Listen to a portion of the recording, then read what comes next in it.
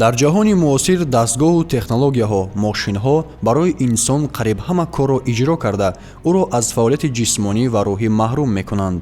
ҳиссаи асосии кори ҷисмонӣ ба варзиш ва сайрогашт яъне пиёдагардӣ рост меояд.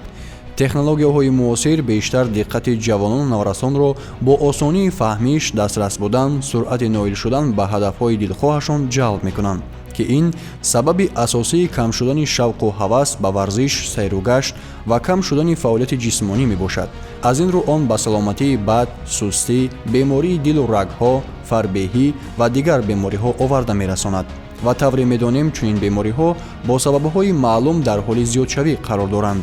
чӣ тавре ки инсон худ як ҷузъи ҷудонопазири табиат аст, пас ҳамон андоза солимӣ низ ҷузъи ҷудонопазири сайёҳат мебошад.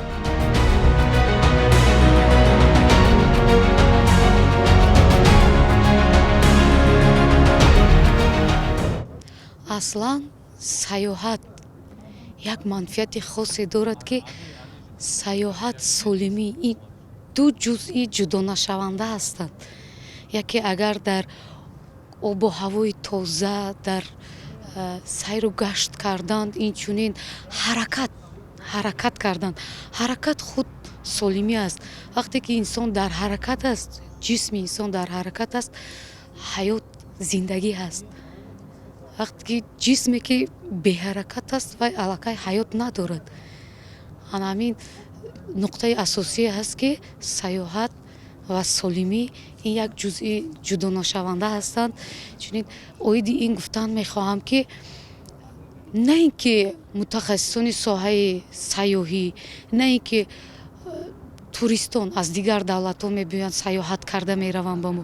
инчунин мардуми мо метавонад, мардуми оддӣ, аҳолии оддӣ, мана ҳар як оила метавонад аз ҳамин бо фарзандонаш метавонад оила падару модар инчунин бо фарзандон аҳли хонавода метавонад як сайру гашти кӯҳӣ, як сайру гашти сайёҳӣ намояд ки ин барои хонавода як тамъи хеле олие мебахшад ки шуури ҳамон кӯдак дар зиндагӣ аллакай дигар хел мешавад. барои хониш фикри тоза, зеҳни тоза, аллакай ин як солимӣ тарзи пешрафти зиндагиро инъикос медиҳад.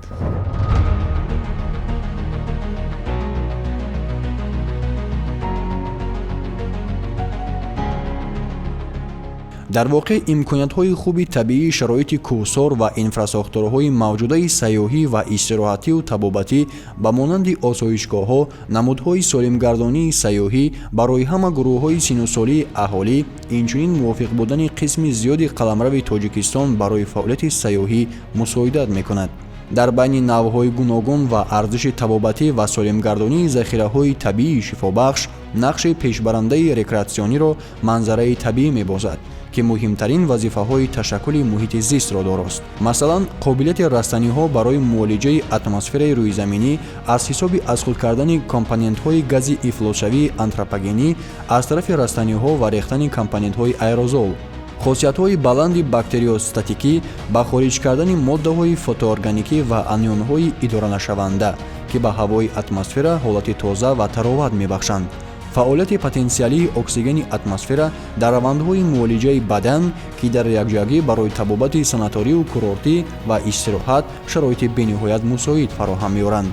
инҳоро донистан маълум мегардад ки сайёҳату солимӣ хеле зич ба муҳите ки шумо дар он табобат мегиред вобастагӣ дорад. аз ин рӯ ҳамеша ҳангоми сайёҳати табобатии худ ва умуман сайёҳат дар баробари эҳтиёт кардану ҳифзи саломатии худ лозим аст то дар бораи тозагии муҳити атроф низ андешид.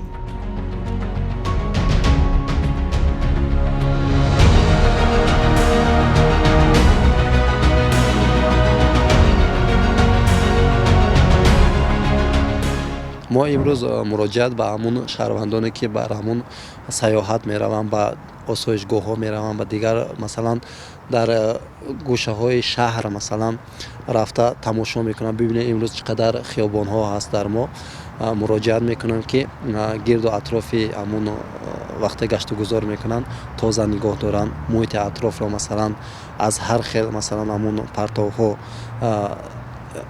вай нагардонанд, зарар нагардонанд. Ба ҳамин хотир хуб мешавад ки дар як нуқтаи муайян то ки дигарон низ аз онҳо дарси ибрат гиранд, ҳамин корро такрор нашавад.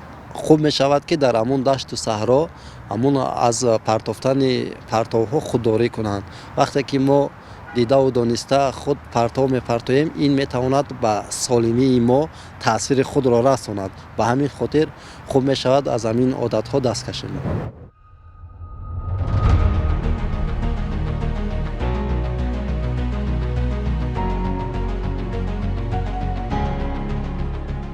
дар асоси сарчашмаҳои адабиёт, сарчашмаҳои интернетӣ, инчунин маълумотҳои дар натиҷаҳои таҳқиқоти социологӣ ба даст овардашуда метавон хулоса кард ки таваҷҷӯҳ ба сайёҳати солимгардонӣ ва табобатӣ аз сабаби маълумоти нопурра ва ғалат оид ба ин намуди варзиш чандон зиёд нест. махсусан камтаваҷҷӯҳии насли ҷавони ҷомеа ба ин намуди сайёҳӣ яке аз мушкилотҳои асосӣ ва ташвишовар гардидааст ки вақти зиёди хишро на бо бозиҳои варзишиву сайёҳӣ ва нигаҳдории саломатии худ, балки ба бозиҳои интернетиву мобилӣ сарф мекунанд.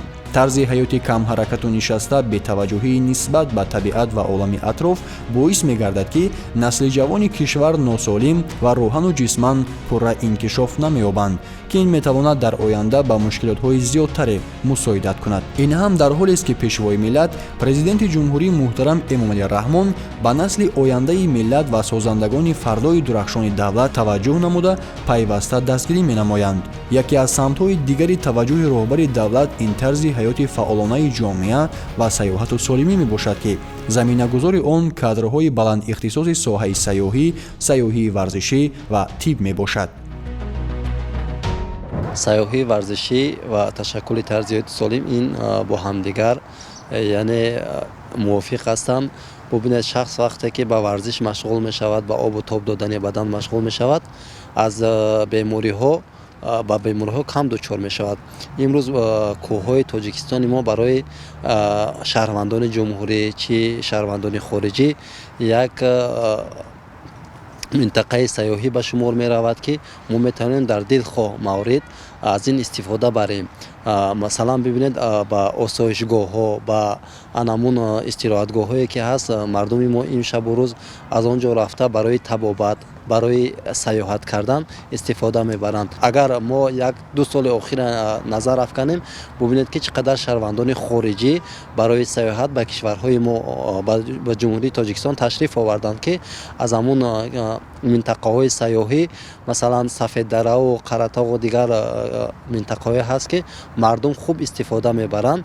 ба ҳамин хотир мо бештар тавсия медиҳем ки аз ҳамун сайёҳат кардан бештар истифода баранд, то ки агар мо мушоҳида кунем дар даврони COVID-19 аксарияти табибон тавсия медоданд ки мардум бештар ба ҳамун нақлиётҳо савор нашаванду пиёда ҳаракат кунанд, то ки солимии худро муҳофизат кунанд. ки дар ҳавои тоза метавонад ки ҳамун вирусҳо, микробҳо аз бадани организми онҳо дур бошад.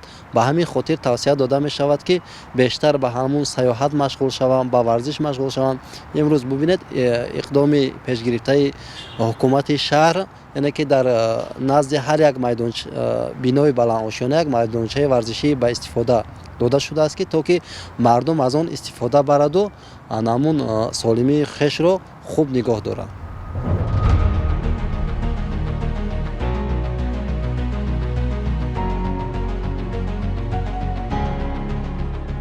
ҳар як сайёҳ ҳангоми сайёҳат як курси табобатии иқлимӣ мегирад. ҷисми худро дар рафти сайёҳат обутоб медиҳад. яъне барои солимӣ зарур ва ҳатмӣ нест ки он дар истироҳатгоҳу осоишгоҳҳо гузарад. сайёҳат ин худ як ҳаракати ҷисмонӣ буда, яке аз муҳимтарин ҳадафҳои он ташаккули тарзи ҳаёти солими инсон ва тамоми ҷомеа мебошад. ҳамин тавр сайёҳат ва солимӣ шакли асосии фаъолияти ҷисмонӣ буда машғулияти солимгардонандаи шавқовар ба ҳисоб меравад, ки дар аксар мавридҳо ба тавассути махсусу зандармонӣ, машқҳои ҷисмонии махсус дар ҳавои кушод, оббозӣ дар обҳои гарму шифобахш ва ғайра амалӣ мегарданд. ҳамеша дӯстдори сайёҳату солимӣ ва тарзи ҳаёти фаъол бошед.